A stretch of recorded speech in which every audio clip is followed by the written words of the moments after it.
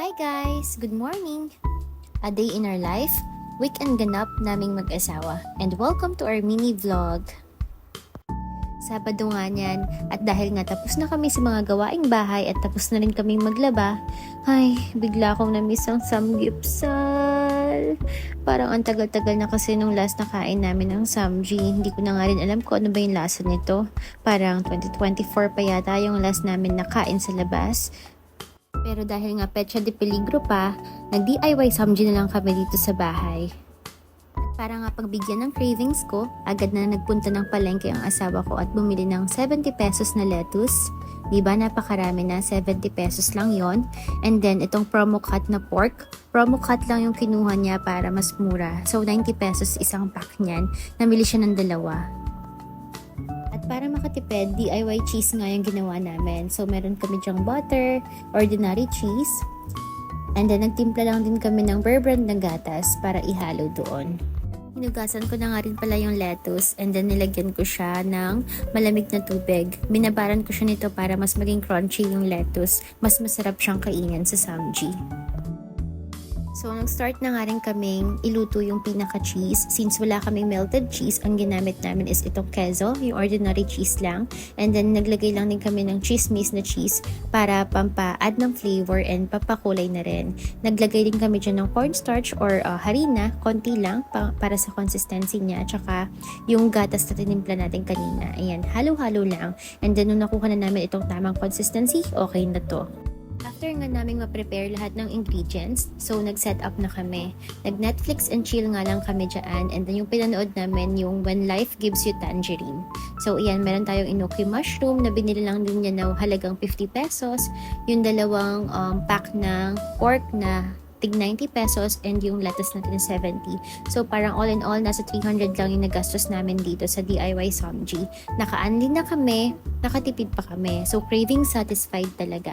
Kaya naman kapag may mga cravings ka, kailangan mo lang talagang mag-isip ng paraan kung paano mo masasatisfied yung cravings na yun nang hindi mo na kailangan gumastos pa ng malala.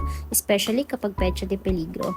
So yan, luto-luto nga lang kami dyan. Nag-add lang rin kami ng hotdog para dagdag lang din sa samgy namin. So, yung ibang mga ingredients dyan is meron naman kami sa bahay, kaya yun lang talaga yung binili namin. O, diba? Craving satisfied. Inaumagahan nga, Sunday morning yan. So, ang siste kasi dito sa bahay, tuwing morning, habang naglilinis ako, nagpapatugtog talaga ako. Para syempre, disco-disco habang nagagawa sa mga gawaing bahay. Nagulat ako, nakita ko yung mister ko na naglilinis nitong ilalagay na trapal sa ibabaw namin. Aba, nagsasasayaw. O, di videohan kita ngayon. Content creator na yata tayo, kaya dapat lagi kang ready. Hindi niya alam na binivideohan siya kasi kung alam niya yan, naku, hindi magpapavideo yan, mabuti na lang talaga. Hindi niya ako nahuli dyan, muntik lang, pero nakalusot naman ako. Nagulat na lang siya nung na-upload na yung video niya sa Facebook na nag-viral na pala siya. Pwede na sa Adonis.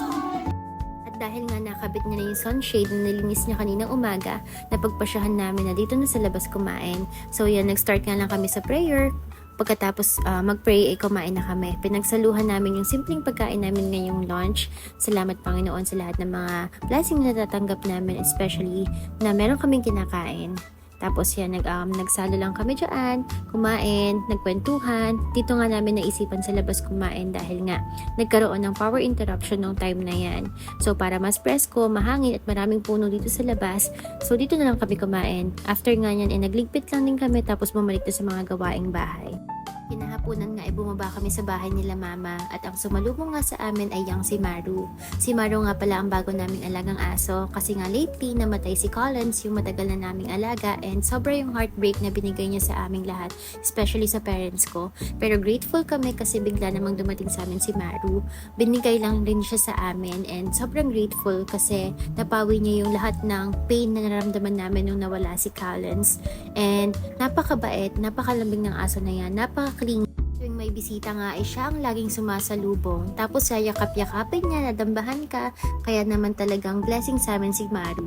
Nagmas nga lang rin kami nung hapon kasi hindi kami nakasimba nung morning. We make sure talaga every week na makasimba kami.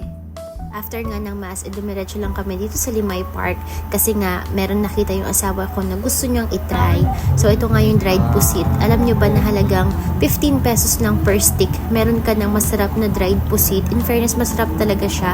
At magandang kapares dito ay itong anli na suka na maraming sibuyas.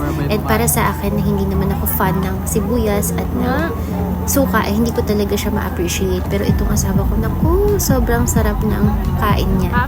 Ilang stick na ang naubos niya dyan. So yan talaga yung pinunta niya sa park. Gusto niya talagang itry kasi nakita niya sa online. So nung na-try niya naman and legit, talagang napasabi siya na ang sarap. Oh, sarap! Pusit na may konting sibuyas. Perfect bite. Sarap yan. Sarap. Iyan, craving satisfied nga siya dyan. Nakailang balik nga siya sa refill ng suka na maraming sibuyas na yan. Kasi kapag kinukuha niya na yung sibuyas, nire-refillan niya agad ng bago dahil nga only. So talagang craving satisfied siya dyan. Yan lang muna ang weekend recap namin. Maraming salamat sa panonood. See you on our next video. Bye!